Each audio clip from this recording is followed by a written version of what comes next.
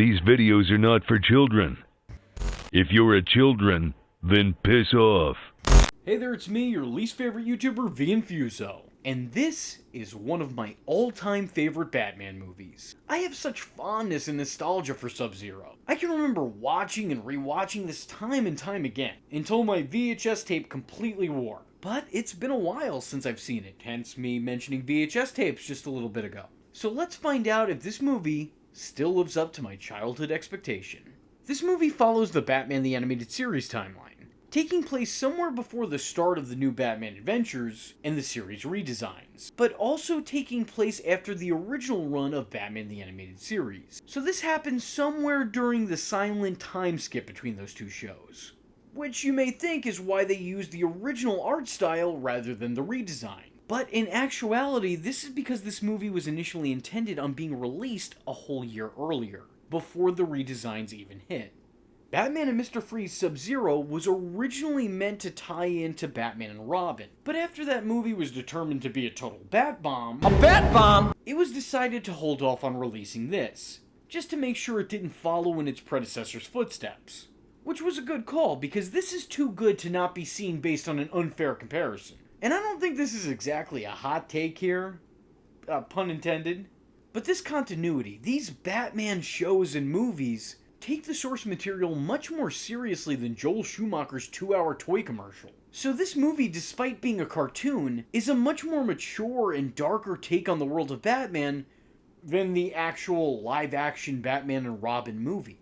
SubZero takes place following Freeze's previous episodic encounters with the Dark Knight. So in case you haven't been keeping up, let me catch you up to date.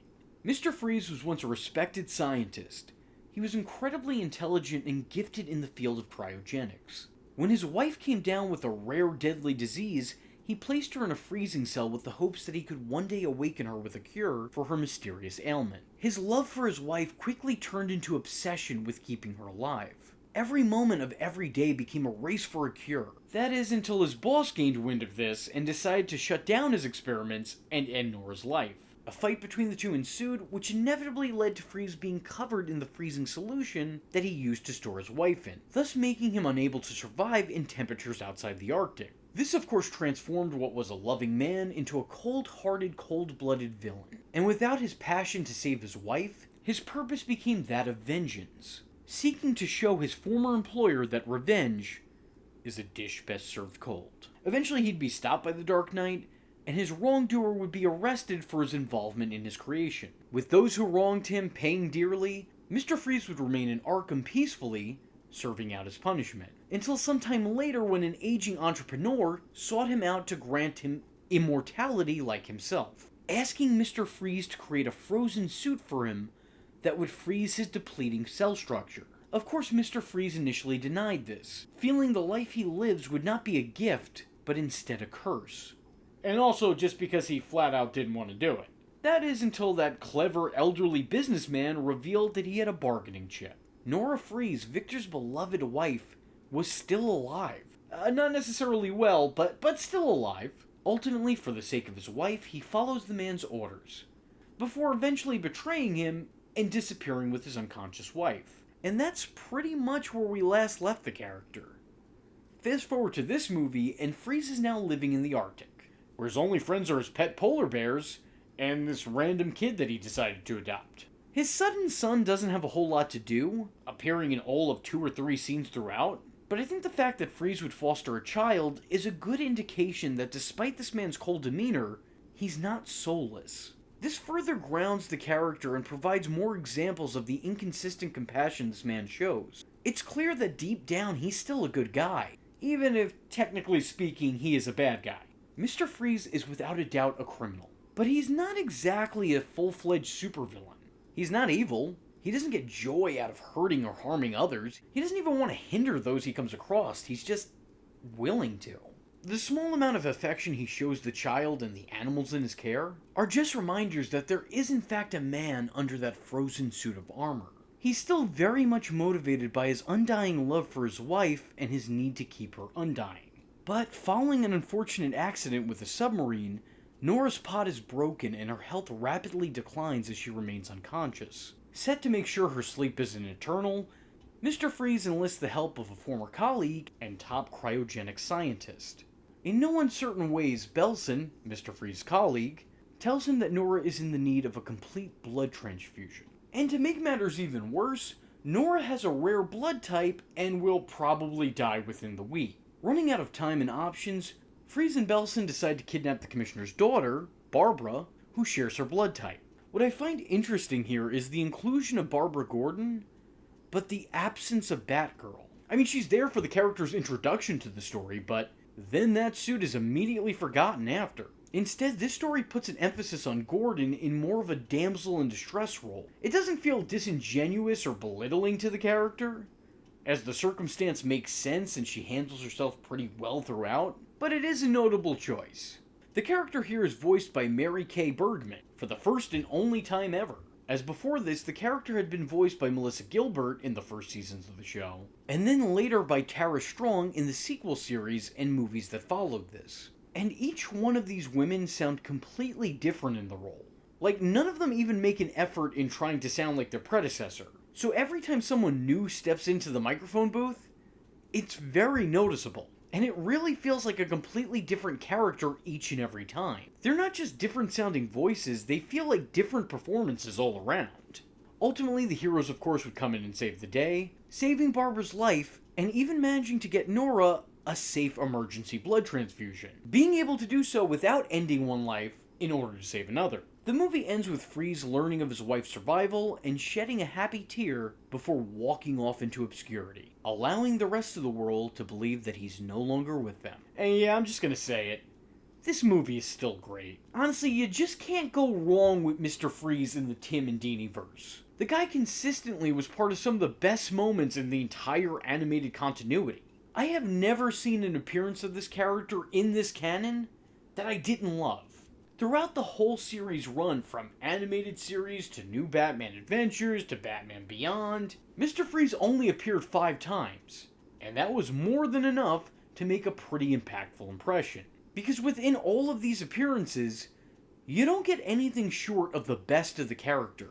There are no filler episodes with Mr. Freeze. No episode that pads out the season or just some throwaway fodder. Every installment with this character is a further development of this character. And this is no exception. And I think that's why this movie tugs at my heartstrings in addition to my nostalgia chords. Now you may have noticed I just went through an entire Batman movie review, all while barely mentioning Batman. And the truth of the matter is that's because Mr. Freeze steals the show. There is a reason this movie is officially titled Batman and Mr. Freeze, SubZero. And yeah, I'll be honest, I don't really like the title. I mean, Batman and Mr. Freeze? What is this, a buddy cop team-up flick? What are they gonna form some sort of an odd couple and go on missions together begrudgingly? Why is there an end? Batman versus Mr. Freeze seems like it would be more fitting. Yeah, why even include Mr. Freeze in the title? The subtitle of the movie is SubZero. I think we'd all get the picture. It was either Mr. Freeze or they've been planning a DC Mortal Kombat crossover for years and years before it actually happened. The end Mr. Freeze bit seems so unnecessary until you watch the movie. And then at that point, it's understood. Because this movie is actually more a Mr. Freeze movie than it is a Batman movie. This movie doesn't have a whole lot to do with Batman. There's no arc that he himself goes through. His literal job is just to figure things out and save the day. I mean, he's the hero of the story, sure, but Mr. Freeze is really the focal point here. We see much more of the bad guy than we do the good guy. And I can't really remember too many iconic Batman moments that happen in this beloved Batman movie. The best parts of the film have nothing to do with Batman.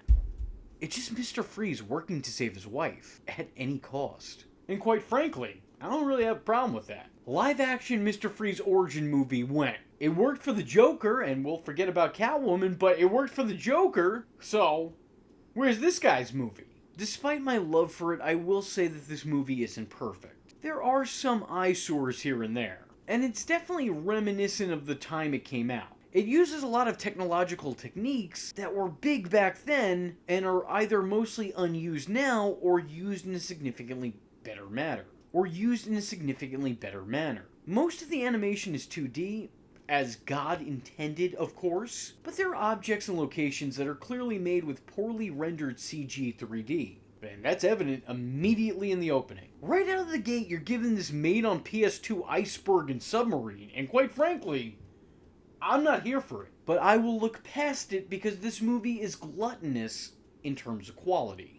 From brilliant voice performances that I will go much more into depth in a future video, to well-developed 2D characters with three-dimensional personalities and motivations. I don't just recommend watching SubZero. I highly recommend watching SubZero. It is one of my favorite outings with this character, and I think it's on par with some of the best episodes in the series. So with all that being said, that was Batman and Mr. Freeze SubZero.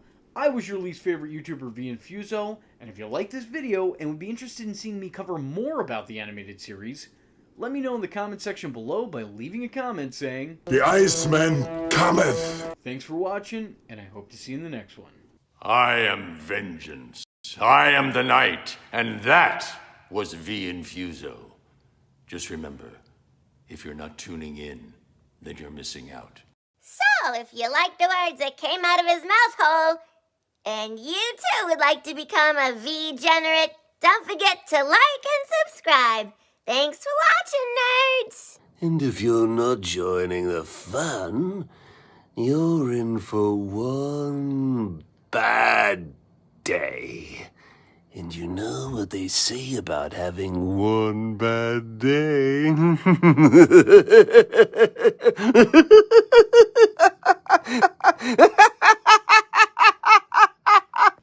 Catch him next time. Same bat time. Same bat channel.